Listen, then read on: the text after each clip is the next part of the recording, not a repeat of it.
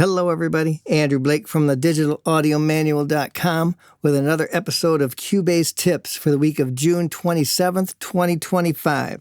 Today, I want to drop a concept on you that you may have considered, or you may already be putting into practice, or you may think this is the most outrageous thing you've heard in a long time. And that's the concept that you should only use one template, period, for all your projects in Cubase. If you open up your hub and you see you have 30 different templates, various ones for this kind of production or that kind of production, or you have a dedicated template just for orchestral stuff, I'm here to tell you, you may want to consider a different approach. Let me give you some things to think about as we go through some different scenarios here. In front of me, I have a project with a different song in it, and this is my main template. Let's say I've created this song and many songs like it, and it has most of my basic settings in it, at least the settings I think I can recall. They're not always on the top of my mind. That's the main reason for the template in the first place, right? But it has some basic tracks and various preferences that I've set up. And then I go to work on this. A few videos back, we explored Steinberg's orchestral template. Let me open up the hub again. We found that if we went to this production tab, that there was actually a template in here for symphonic orchestra. And if we all of a sudden decided we now wanted to work on a symphonic orchestra template, we would basically have to close everything down or just open this up and activate it. The project that's going on would have to deactivate. Let's say I did some tweaks into that template, set it up the way I wanted to, made some changes to customize it, and then saved that as my own orchestral template, and then went along with things. When I wanted to do these kind of songs, I opened up this template. And when I wanted to open up orchestral songs, I would open up that template. Let's say we go a little bit further. Let's say we revisit this hub. You see there's a template down here for trap. So we click on that, open that up, get some great ideas and some great tracks, begin customizing that the way we want it, maybe change the drum machine, a few different effects. And then every time we want to make a trap beat, we'd open up that template. And so it goes for months and sometimes years. Pretty soon you have this long list of different templates. Some of them you never open up again. Some of them you may get to more frequently. But then let me ask you if this has ever happened. Now that you've got that long library of different templates, and as long as you've been working with Cubase, let me go to the project menu and come down to the project setup. Let's say for the longest time, you've been working with your projects all at 44.1 on the sample rate. Maybe the bit depth was anything from 32-bit or any of these other changes that are in here. Now you've got a more powerful computer, or you just feel more confident in the recording environment. Now you've decided you're going to change your projects to 48,000 or maybe something even higher. Maybe you want to change that bit depth, 64-bit float, take maximum advantage of all the headroom in Cubase. Say okay. Guess what? Now you get to go through all your templates. Maybe you got 30 in your library, and you get to change all those individually. Does that sound like a fun thing to do?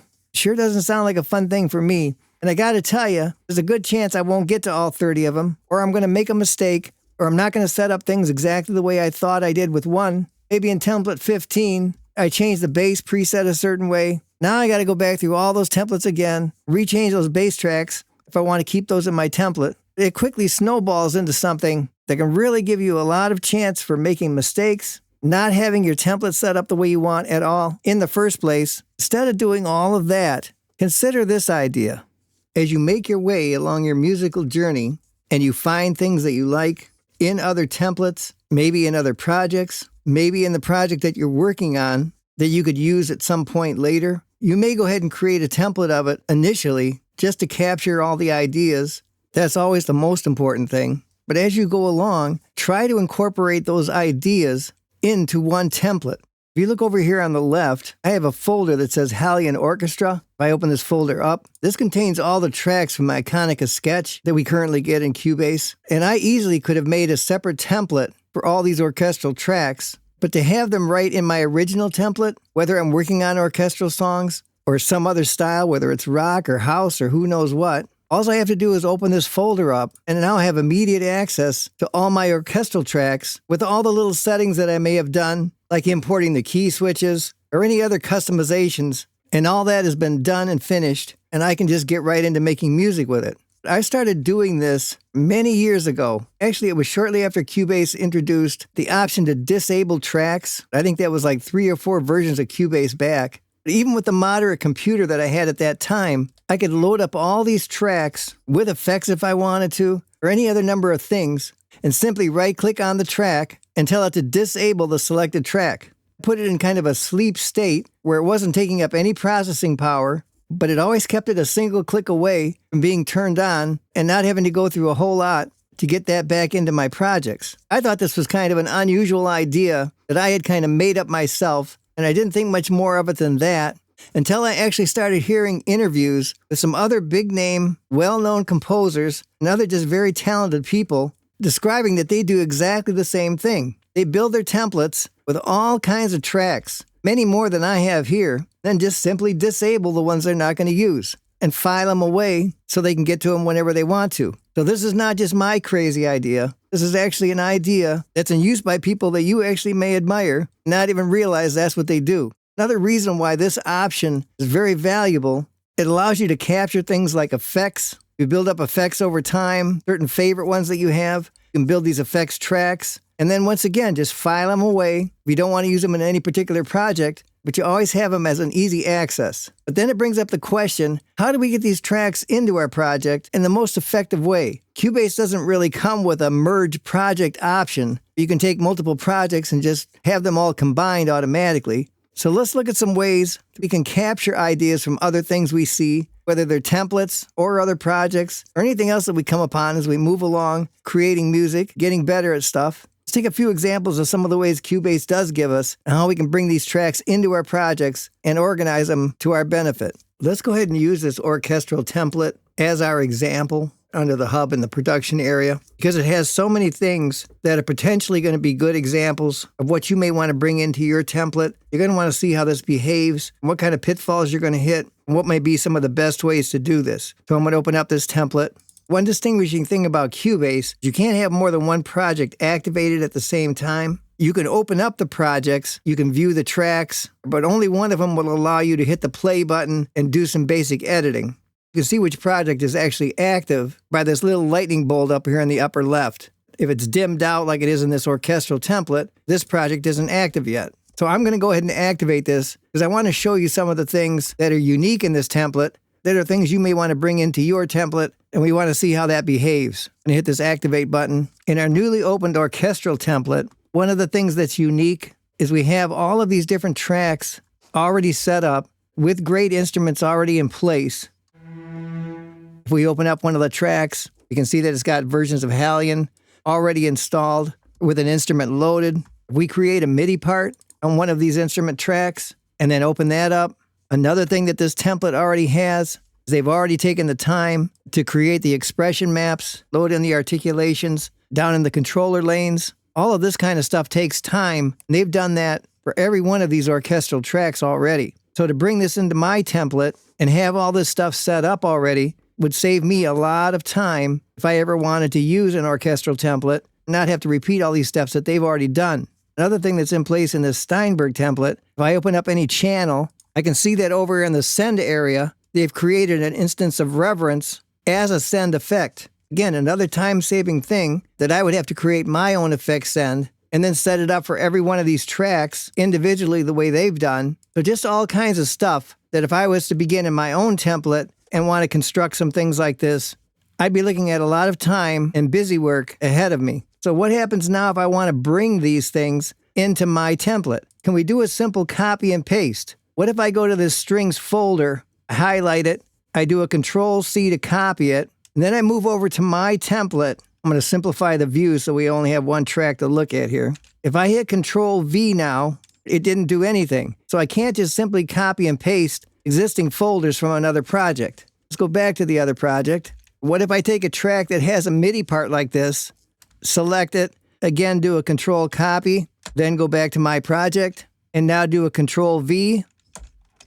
It brought a MIDI part over, but it didn't bring any kind of articulation information. So again, this really didn't do me a lot of good. What if we create a MIDI part for every one of these tracks in this folder? I'll select all of these. The tracks and the MIDI parts and the folder are highlighted. Again, I'm going to do a Control copy, go back over to my project, do a Control V, and amazingly, that worked. Now I brought those tracks in and some MIDI parts, and if I go to any track and open it up, I can see that I have Halion and the proper sounds installed.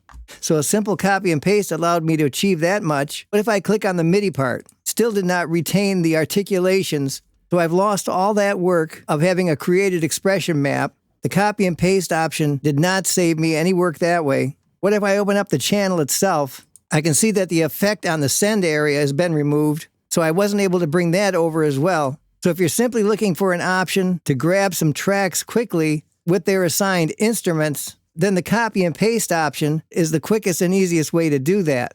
So let's go up to the next level, see what's available, and see if we can overcome some of the things that we've lost. All right, so next up, and an alternative to copy and paste, we have the option to export tracks. Let's see what happens if we take a folder, all these tracks, a folder below it, all these tracks, I'll hold Shift. So all of these are now selected. I go up to the option that says File, down to Export, and then we have this option that says Selected Tracks. I'm going to choose that. We can copy the media files or reference the media files. Definitely want to copy them. We have options to choose what's compatible with older versions. I'll just keep this top option and then say OK. At this point, it's asking me to name this file. Of course, I want to remember where I've saved it, what folder I put it into. I'll just call this template test. Hit save. Now I'm going to go back to my regular template, and I will choose to import those tracks after I activate the project. Back up to File, down to Import, and then we have this option that says Track Archive. If I choose that, of course, now I have to remember what folder I put it in. Luckily, it opened up there. I can choose my saved file. Then we get a list of everything that's available in that saved file. So I can choose either individual tracks, or I can hit this checklist and pick a folder, and it'll choose everything in the folder. You can also kind of click and drag on these, and it will fill in really quickly. Or you have options right above it all that says Deselect All or Select All. So you can quickly choose whatever you want that way as well. You have options over on the right of whether you want to replace old events or where you want things to load. You want to bring in automation or the inspector settings. So we get a lot of extra options by doing this. The difference is, so far, I didn't save every track from that template originally, so I only have the few that I selected. This is obviously going to be very good if you come upon projects where you just have a few tracks that you want to back up, either from one of your projects or somebody else's project that you found or somebody else's template. It's definitely good for that because you can just choose a few tracks. Let's go ahead and load these in and see what we get. You can see it brought in the events. It brought in all the tracks. Let's open up one of these events. It did retain the articulations. We didn't lose anything there. That's a very good option. We go up to our expression map. Everything is still in place. So we got everything that way. What if we open up the channel? We can see when we open up the channel that we did not get the effect send, the reference reverb. We lost that in the transition. Is there a way to keep that in there? We're going to see in a minute. Let's come down to one of these empty tracks and put an event in here. Let's open that up. That kept our articulations as well. This is doing very good in terms of just grabbing a few tracks, keeping all the information intact. The only thing we lost was the effect send. So let me show you one more option. I think you're going to be really amazed by this last choice. So one of the reasons that we miss out on getting the send effect when we import the tracks, if we look at the original template, as we scroll through all these new tracks, towards the top is actually an effect folder, and in that effect folder is this reference reverb. And as you're selecting your tracks, if you don't grab this effect as well, then there's nothing to send to on these new channels. And that's one of the primary challenges when you're importing somebody else's template or project. In this particular one, it's pretty obvious where this reference reverb is, but some projects that you get as you explore your way through things, these effects may be hidden. It may be in folders that are tucked inside of other folders. And it's quite a job just to begin locating all the original source tracks that you're going to want to bring into your template in order for it to actually work the way that the original template did. And that brings us to this last option, which is really quite amazing. In order to take advantage of this, what you're going to want to do, whatever new template you're trying to grab or project, after you open it up, you're going to want to save it as a project of some kind. Don't just leave it in its original template form. Save it to your hard drive and give it a name. Once you've done that, if I go back to my template now, to go ahead and reactivate it again, before you actually perform this operation that I'm going to show you, I would advise you just go ahead and hide any existing tracks. I'll choose this option that says hide the selected track. Of course, I have an upper and a lower zone, but as long as one of them is empty, we now have this option. If we go back up to File, down to Import, it's the kind of option that you may not pay any attention to, or you may have used in the past without giving too much thought to it. And that's the option that says Tracks from Project. I click on this option, and I navigate to the template that I just saved and gave it a unique name. Click on it to open it up. We get something similar to what we had on the export track option. In other words, we get this list that we can check things or uncheck them. The difference is we are now given every single option and track that is available in that template, which takes away all the worry of missing something or not knowing where a certain folder may be. Everything is listed right here, including the effects folders, which is right here. It shows that the reference is right here. And if there was anything else that was of interest to us, it would all be right here in this list. Now, once again, we can individually pick things if that's what we want to do. But the amazing beauty of this thing is we can just go up and say select all. So we're not going to miss anything. Every single track is now selected. We can just keep all of these defaults. And if I hit OK, that complete template has now been inserted into my own custom template. I have every track that was from that template. I have every effect track that was from that template. If there was anything unusual, I would also have it. Again, if I create a part, open that up, all the articulations are still in place. I go up to the expression map, everything is still there. All this work that somebody else did has been retained, so I don't have to do it over again. And then on top of all of that, when I open up the channel, the reference send reverb is also still in place. This has captured every option from that existing template and now incorporated it into my template. It's very easy at this point because I hit all those tracks to begin with. Simply select the very first one of the list, come down, hold shift and select the other one, create a folder for all of these, and then I can close that folder. And now I have that template completely self-contained, all of its new options in my template, and I can just put it right out of view, bring it back in immediately. In this case, I can start creating orchestral options. This also opens the door to making hybrid music, where you have your style of music, you have these templates and these other styles. They're all combined in your template, so you can mix the orchestral style with whatever style you play. Very soon you come up with these great hybrid type sounds. Another great option that happens here, you can decide if you want to use it or not. If I go back to my existing tracks, to bring those into view, these are tracks from my template. Again, the new orchestral template is right here hidden in this folder. If I now create a new track in my existing template, let's put another Hallian Sonic track in here. When I open up the channel on this new track, look what I have in the send area. I already have a pre-configured send to the reference reverb. In other words, it has now brought that in from somebody else's template with this reverb configured the way it was, and it's automatically attached it as a send effect onto any new tracks that I create in my project. The amount of time this can save you by finding things that others have worked very hard on and then be able to import them into your template and immediately be able to use them. Somebody else has already done the lion's share of the work for you. This is just an amazing option. It can really increase convenience of what you put into these templates. And if you don't want that effect to be attached to every new channel that you create, there's actually a preference if you go to Edit and down to your Preferences, down to the category that says VST. Right here towards the top, there's one that says Connect Sends automatically for each newly created channel. If you don't want that to happen, you can just uncheck that option, hit apply and OK. So there you go, a whole new world of power in how you can combine other things that you find from other previously created templates or projects that you may download. You now know how you can bring in all of the extra work that has already been done for you, expand your template into an amazingly creative music production environment. So many things in place and easily accessed with just a few simple mouse clicks. So have a go with using some of those tips, put them to use in your own music productions, begin creating your own super powerful template, go make some great music, and then I'll see you next time. All right, it's going to wrap it up for today.